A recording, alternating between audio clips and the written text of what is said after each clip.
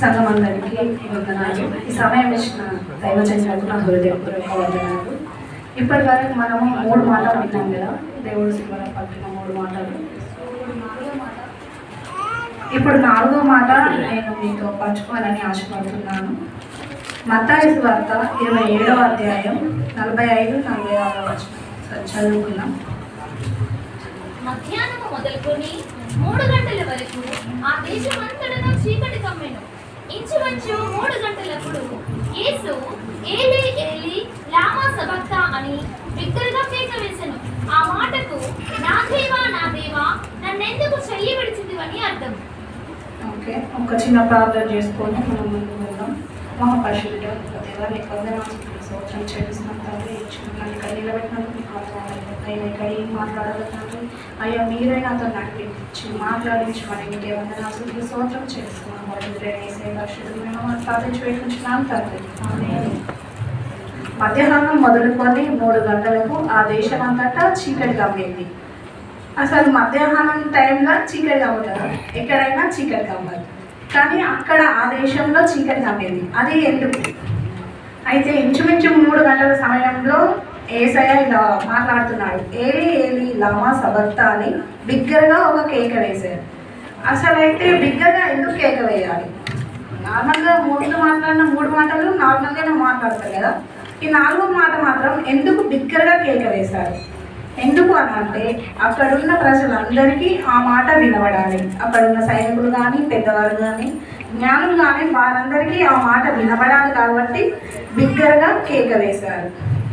అయితే ఇప్పుడు ఈ మాట ఇప్పుడు మాట్లాడింది కాదు, దేవుడు సిలువలో ఉన్నప్పుడు మాట్లాడింది కాదు. ఇది ప్రవక్తలు ముందే, కొన్ని వందల సంవత్సరాల ముందే ఈ మాట మాట్లాడి ఉన్నది. అయితే ఆమోసు 8:9 ఒకసారి చూసుకుందాం.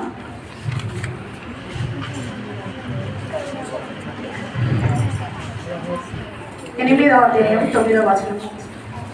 ప్రభువైన యెహోవా సెలవిచ్చినదేమనగా, ఆ దినమున నేను మధ్యాహ్న కాలమందు సూర్యుని అస్తమింపచేయుదును, పగటి వేళను భూమికి చీకటి కమ్మచేయుదును. ఓకే, ఇది ఆమోసు ప్రవక్త ప్రవచించినది. అయితే ఇది ప్రవచనాల్లో ఒకటి, అంటే అక్కడ ఆమోసు ప్రవచించిన దాంట్లో దేవుడి పట్ల నెరవేర్చబడినది. అయితే ఆమోసు ప్రవక్త ముందుగానే ఈ మాట మనకు దేవుడి పట్ల జరిగే కార్యములు ముందే మనకు తెలియజేస్తున్నాడు.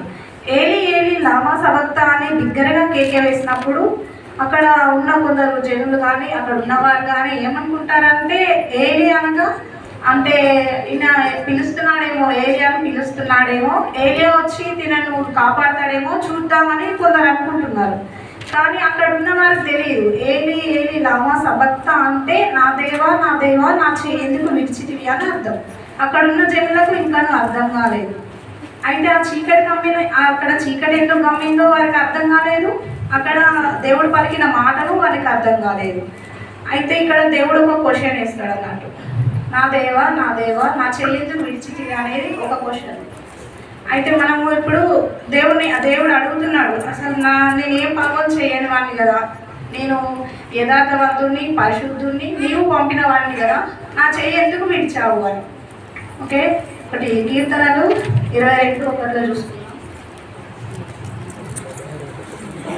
నా దేవా నీవు నన్నేల విడనాడితివి, నన్ను రక్షింపక నా ఆర్తధ్వని వినక నీవేల దూరముగా ఉన్నావు.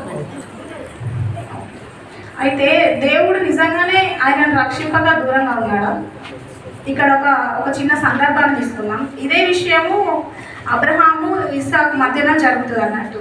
అయితే అప్పుడు అబ్రహాము ఇస్సాకును బలి ఇవ్వడానికి తీసుకెళ్తాడు. అప్పుడు అక్కడ ఇస్సాకు అడుగుతాడు, నాన్న మనం ఇక్కడికి బలి ఇవ్వడానికి వచ్చినాం కదా, మనకి గొర్రె పిల్ల ఎక్కడా అని అడుగుతాడు.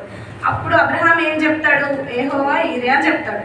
అయితే అప్పుడు అక్కడికి ఆ కొండపైనకి తీసుకెళ్ళిన తర్వాత అక్కడ వెళ్ళి ఇస్సాకును బలి ఇవ్వడానికి సిద్ధపరిచినప్పుడు దేవదూత వచ్చి, అబ్రహామా ఆగుము, నీ కుమారుని వెనక్కి తీసుకోము, అంటే నీ కుమారుని వెనక్కి తీసుకోము, నీవు చెప్పావు కదా యెహోవా ఈరే అని, నేను దాన్ని నెరవేరుస్తాను అని చెప్తాడు. అంటే అబ్రహాం ఆ సందర్భంలో అబ్రహాము తన కుమారుణ్ణి బలివ్వడానికి ఎంత వేదన, తనకు ఒకగానొక కుమారుడు కదా, ఎంత వేదన ఎంత బాధ అయితే చూపించుంటాడో అదే సందర్భం సేమ్. ఇప్పుడు తండ్రి అయిన దేవుడు కూడా తన కుమారుడు యథార్థవంతుడు, పరిశుద్ధుడు, పరిపూర్ణుడు, మన కోసం మన పాపముల కోసం వచ్చినారు కదా. ఆయన చెయ్యి విడవాలని అనుకోరు కదా. అయినా కూడా తన చెయ్యి విడవడానికి గల కారణం ఏమిటి అంటే తండ్రి మన కొరకు. ఇంకొకటి యోహాను 3:16